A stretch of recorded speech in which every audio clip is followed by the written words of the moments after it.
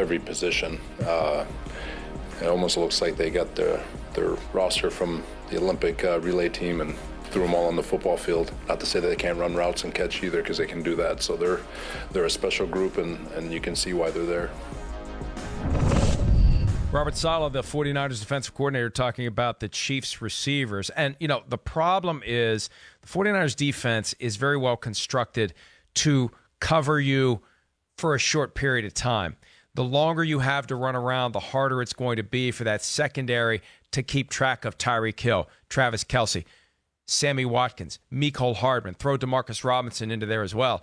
And Patrick Mahomes has that ability to extend the play. That's why the 49ers rely on the front four to get to the guy and force him to throw before they have a chance to run around and get open. And these guys, we've seen it time and again. They know how to run around and get open. And Patrick Mahomes knows how to buy time with his feet and find that guy who is wide open and get him the football.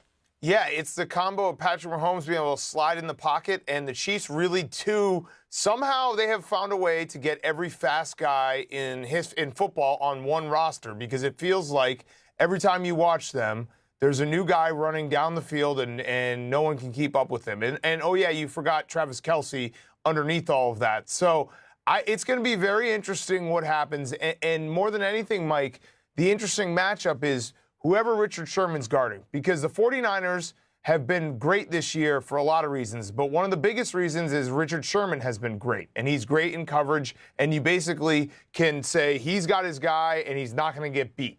Well, guess what?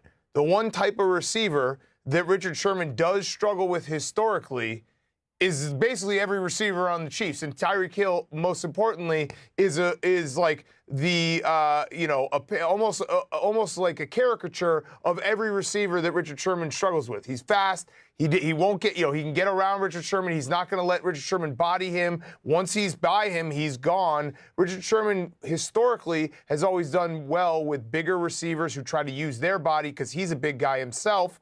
So having Tyreek Hill, having Mecole Hardman, having Sammy Watkins, having some of these guys that are going to give him problems is going to be a problem for the 49ers as a whole, because they have been able to all year long count on Richard Sherman being that guy where he can basically eliminate their number one weapon without any issues. And having that maybe be iffy, it changes the entire dynamic of what the 49ers are doing on defense.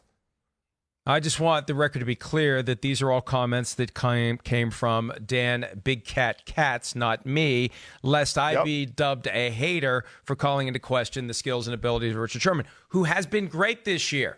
He has been. And he takes fuel and motivation from any actual or perceived slight. He had Darrelle Revis calling him out for not being a true man-to-man corner. He's a zone guy. But you're right. Look, he's in his 30s. He's a big guy. He's going to have a hard time with Tyreek Hill if they run Tyreek Hill into his zone or through his zone and past him. Like we saw last week, one of the bright spots for the Packers, Davante Adams, a little too little and a little too late, running past Richard Sherman for a 60-yard gain. So, it's part of what they're going to have to construct. And they're going to have to get the ball out fast. They're going to have to get after Patrick Mahomes. They're going to have to get him off of his spot. And they're going to have to pressure him to throw the ball before those guys get wide open. That's the key. And that front four is as good, if not better, than any in the NFL. That's going to be the challenge. Putting enough pressure on Patrick Mahomes to make him throw the ball before those receivers find that opening and are wide open in the secondary. Yeah, it's interesting because the 49ers defense has been very good all year, and I think they do have the makeup to defend a team like the Chiefs because, like you said, anytime you get pressure with four, everything else gets easier.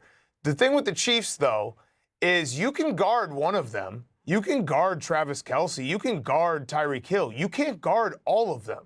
And that's where they become a nightmare matchup because, a lot of times when you look at a team in the Super Bowl, it's like, all right, if we can eliminate this guy, we have a chance.